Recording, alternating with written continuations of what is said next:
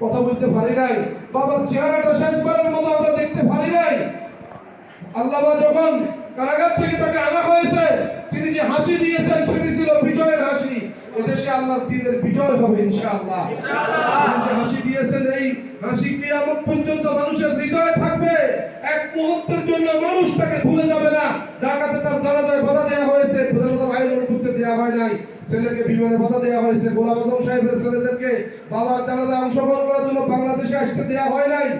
আল্লাহ তাআলার এই জমিনে আমরা দেখেছি শহীদ মীর কাসেম আলী, তার যে কোরবানি, জীবনের সব তিনি জামাত ইসলামীকে দিয়ে দিতেন। শতকরা ৮০% ইনকাম জামাতের জন্য মীর কাসেম আলী। এই কারণে তিনি বলছে, পৃথিবীর যে জায়গায় থাকি, আল্লাহ আলাইহিমুল মালাইকাতু আল্লা তাখাফু ওয়া লা তাহজানু ওয়া আবশিরু বিল জান্নাতি আল্লাতী কুনতুম তুআদুন। হযরত বেলাল হাবশী তাকে নির্যাতন করেছে, উমাইয়া বুকের উপর পাথর চাপা দিয়ে তার দেহ থেকে গোশতগুলো, রক্ত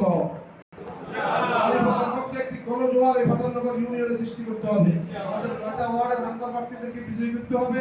মহিলা মেম্বার, চেয়ারম্যান থেকে শুরু করে সকল প্রার্থীদেরকে বিজয়ী করতে হবে। চেয়ারম্যান মানে চেয়ারে বসে দিতে হবে ইনশাআল্লাহ। পারবেন না সবাই?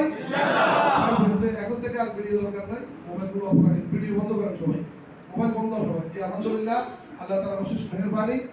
আমরা আল্লাহর অশেষ মেহেরবানিতে আমাদের এই সংগঠনটা কোনটা সহজ হয়।